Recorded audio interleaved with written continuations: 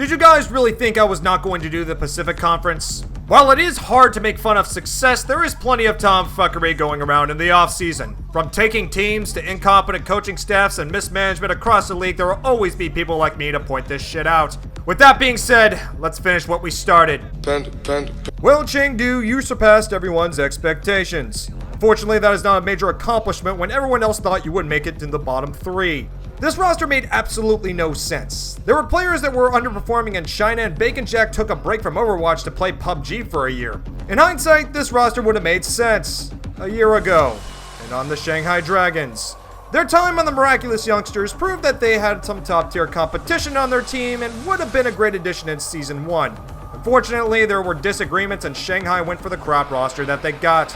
RUI overall was the best part of this organization, as his reputation on the Chinese national team proved his worth. The one thing I would say that this team had that no other team had was the balls to play against the meta. They were the first team to use one-tricking as an advantage rather than being slaves to the most popular strategy. In certain ways, it definitely helped them make the play-ins, but overall was not enough to win a championship. For a team that has a monopoly on an entire region, you would have expected them to get the players necessary to make themselves a championship contender. However, with the poor performances that Chinese teams have shown in the gauntlet, along with World Cup players belonging to an OWL team, there wasn't really much to go off of. All they could do was unnecessarily get a new coach, get rid of underperforming players, and get some fresh faces from some very underwhelming teams. The good news is, however, is that Leave is now of age and can give the Hunter some major opportunities to win games. If he's anything like his World Cup performance, he will give this team some much-needed wins. Unfortunately, Leave can't hard carry your team to the playoffs, even if he tried. All you can do is stick to one-tricking and hope a miracle will somehow save you. Unfortunately, Jeff Kaplan's form of a miracle is a complete curse on your team. You guys are fucked. You're spending all me hard-earned cash! Welcome to the Dallas Fuel, your one-stop shop for idiocy and incompetence. Do you like rosters that underperform? Do you like rosters with useless players? Do you like burning money? Then come on down and be a fan of Dallas, where the oil runs free and the team fucking sucks. Do you like having a winning record? Well, too bad. We took our winning record and replaced it with a 12-game losing streak. That's right, a 12-game losing streak. Arrow fire for this travesty? Nope, because we don't just have money, we have fuck you money. That's right, fuck you money. We re-signed the mediocre roster, but not only that, we bought Koreans, because that's exactly what an underperforming English-speaking roster needs. More language barriers. We picked up the K from LAG, Doa from Element Mystic, Gamsu from Shanghai for $250,000. We burn money faster than a hole in the ozone layer. Come over to the Dallas Fuel. We're running out of idiots. Hey, you guys! The Guangzhou Charge were a very questionable roster to say the least. They're one of the few teams that blatantly embraced language barriers and for some reason thrived off it. The beginning of their season was an absolute travesty. You started the first half of the season with a losing record and a 20-map losing streak. To be fair, you played against some top-tier contenders, but recovering from that kind of losing streak, that's a hard feat to accomplish. Despite your terrible start, you really kicked it into gear when it came to the second half of the season. Win streaks, competing against tough teams, and a 4-0 victory against the NYXL. Unfortunately, that streak came to an end when you lost the more determined Seoul Dynasty. While you were unable to make the playoffs, overall is nothing to be ashamed of. For a team to turn around a season like Guangzhou did is a feat a whole lot of teams cannot say that they have accomplished. Be proud of that. The offseason resulted in getting rid of deadweight and selling some underutilized players. The pickups were some quality of life changes. The legendary Krong from O2 Blast was a huge upgrade, and getting Hui and Neptuno as backups were necessary for player fatigue. I would say good things about this roster, but it's very hard to tell the success of a roster when they speak 3 to 4 different languages. If you're going to pick up all these different players from different nationalities, why not just keep Google Translate himself? With the other teams going for a complete rework or building super teams for national pride, all I can say for this team is good luck making play-ins. Looks like your guys are really gonna need it. If you like to watch a little hentai on the down low, that ain't my problem. If you were to pick any team to be a model org for the league, you would definitely put Hangzhou on your list. For a team made mostly of former X6 gaming players, the expectations for this team were set high. Luckily, they did not disappoint. With dynamic duos like IDK Bebe, Aurora Godsby, Gushwei Rhea, this team was an absolute unit. Crystal was also a good player, but with his recent behavioral issues and refusing to show up to practice gave him a one-way ticket back to China. This is why I give massive respect to this org. They don't care who you are or how good of a player you are. If you misbehave, you are fired. Period. And this attitude carried them all the way to 4th place in the playoffs. Unfortunately, you were unable to defeat the unstoppable San Francisco Shock as they 4-0'd you guys to the ground. The offseason has been uneventful as you got rid of some problem players and sold No Smite to Paris.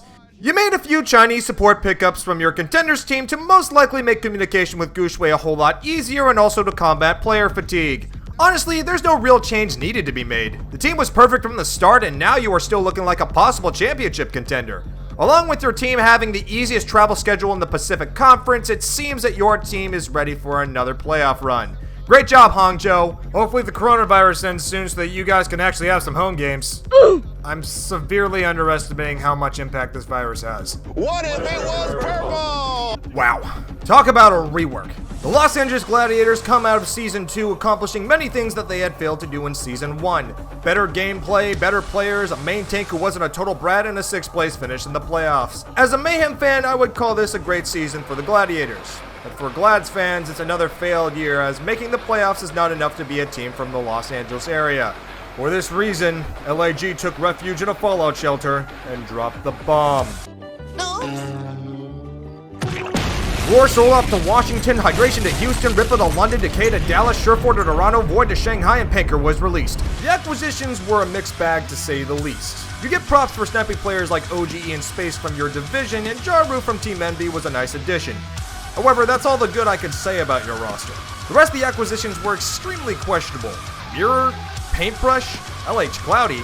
Third Ring isn't a bad pick, but there's a reason why he was released from London, and I'm sure it wasn't because he had some disagreements with his contract. Even with the downgrades in the DPS lineup, I still have faith they will make it to the playoffs. With a top 5 tank lineup along with a strong support lineup, I'm sure they'll be able to make the postseason for a 3rd year. The only thing I could say about the LAG is, at least you're the better half this year. Speaking of the other half,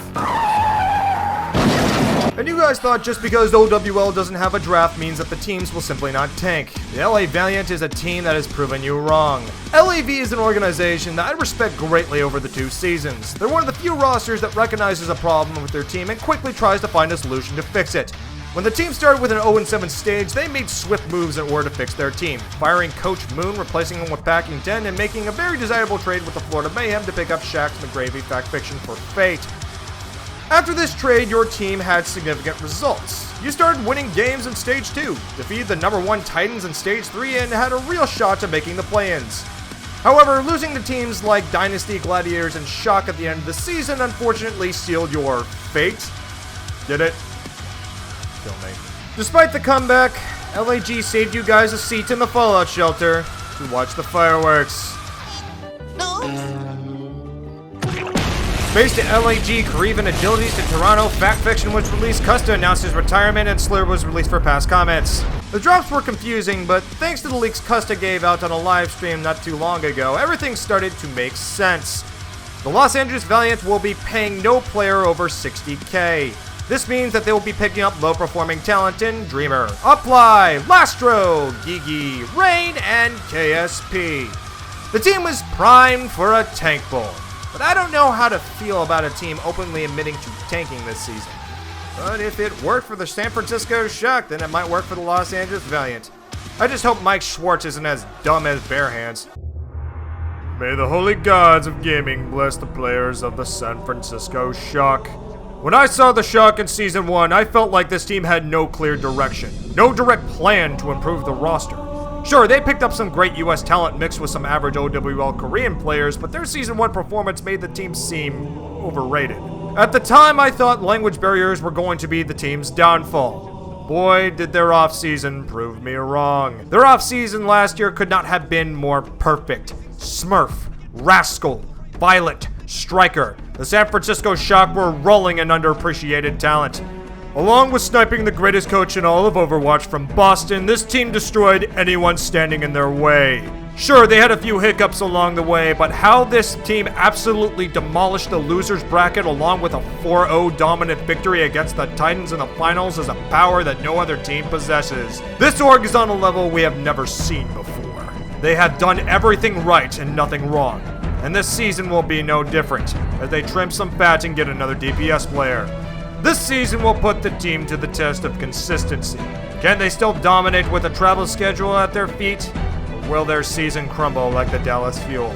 Good news is your schedule is nowhere near London Spitfire's travel schedule. All I can say for this team is great job, except for the new logo. Who the hell thought this was a good idea? Of all the teams to have a full Korean roster, the one roster that represents Korea can't seem to get things done. The second season was nonetheless a repeat of season 1, only this time there were more teams in the league, so that means there were more postseason slots. Coming out of the offseason, your team looked much stronger and well coordinated compared to last season. In hindsight, Fisher was a bad pick due to his actions recently, but at the time he seemed like a proper fit. While their season was significantly better compared to last season in terms of making the playoffs, their inability to compete at higher levels of play was shown across their schedule. That was the unfortunate part about this team. They fell right into our expectations, run-of-the-mill average, and failing to win when it mattered most. The offseason was a hard thing to get through, but you did what must be done. Letting go of Fleta, Zumba, Jessex, and Hiley were understandable, but Rujehong? I thought this guy was going to be the forever staple of this team. All good things must come to an end, I guess. Your acquisitions made me feel like this was the second coming of the London Spitfire, as you selected 3 players from the London Spitfire's starting lineup and promoted your assistant coach Charagoon to head coach. You also got creative from Gen G to replace Rujehong, which overall is a pretty good pickup. Honestly, I have no idea where to put this team. They have the talent on their belt to make things happen, however, leadership among the org has failed to produce results. While expectations are set high in the team, they will most likely fail to meet them, and we will just pretend to be shocked when they don't. Stay strong, Seoul. Just hope to God the coronavirus doesn't spread across South Korea. Consider this to be the greatest redemption arc in all of esports. For a team that holds the title of the longest losing streak in sports history, the Shanghai Dragons come out of this season with hopes of making the org a possible championship contender. They came close to having a strong season. They fought valiantly in the GOATS meta, and winning the Stage 3 finals against the San Francisco Shock was a task only done by the Vancouver Titans. It was looking like you guys had finally redeemed yourselves.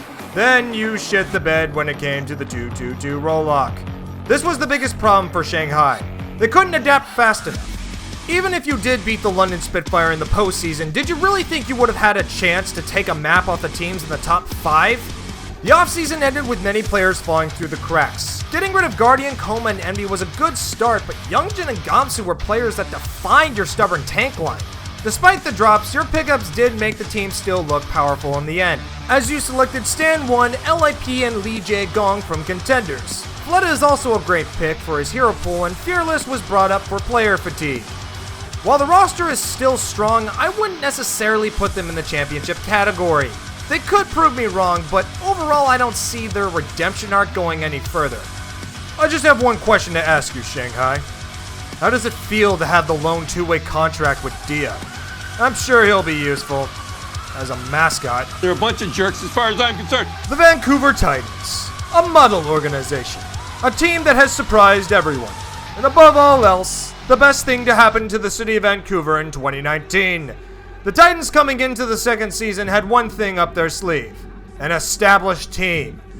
The roster was the best the game had to offer: an unstoppable talent, endless hero pools, and an over-aggressive bumper. They looked like an unstoppable force. Then, this happened. And the Shock have done it! They are your Stage 2 champions!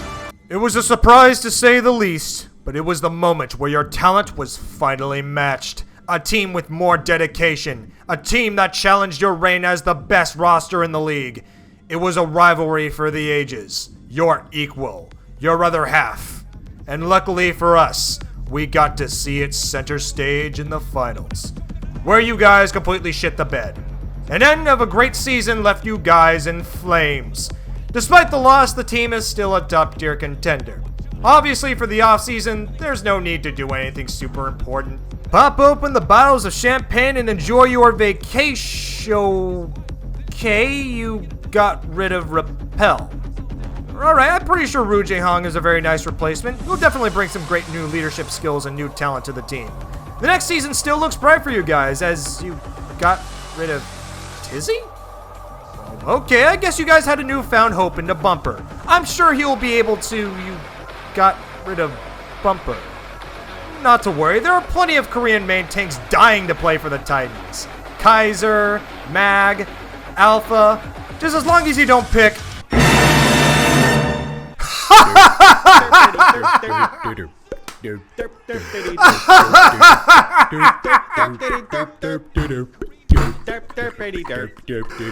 Fisher? You actually picked up this sack of shit. Fisher played not on one, not two, but 3 prestigious organizations. You know what he did to the last organization he was in? He lied to the entire Overwatch community, saying that he was tired of playing the game and left the Seoul Dynasty in the dust, just because he wasn't on the main tank position. This guy is the definition of being a brat. For some reason, Vancouver was dumb enough to pick him up. This is what's most likely going to happen to him. He's going to fall off and play, Vancouver's going to get a backup, he will then ride the bench, cry, then go home and wait for the next idiot organization to pick him up. My next guess would be the New York Excelsior if they get tired of Menno. Congratulations, Titans. You have fallen. Now join the filth with the rest of Vancouver. With the offseason of 2020 over and the OWL regular season a few days away, the question of whether the city-based league in esports can survive will be answered this season. With crazy travel schedules, talent fleeing because of pay cuts, and Pete Baselk somehow being more unlikable, the league is not off to a great start this season. With that being said, let's go over who will be in the playoffs. My picks are the San Francisco Shock for the Pacific West, Atlanta from the Atlantic South, New York from the Atlantic North, and then the Hangzhou Spark from the Pacific East. Vancouver and Philadelphia will take the final 2 playoff spots. The plans are going to be interesting to say the least. These teams will include the Los Angeles Gladiators, the Washington Justice, the Guangzhou Charge, the Seoul Dynasty, the Shanghai Dragons, and just for laughs, the Florida Mayhem. You guys may think the Mayhem don't have a chance this year, but with hero pools allowing for more hit-scan play along with runaway acquisitions, you will wish you had never underestimated this team. Or I could be a complete idiot just for saying that. The point I'm making is that this is all for your entertainment, and I thrive off of embarrassment. Please subscribe to my podcast. Up, he is felled. Tizzy now gets to the point, but Slime is already removed from the fight. The wrecking ball is down, and Janu, he can't touch. He is walled off. The door is shut.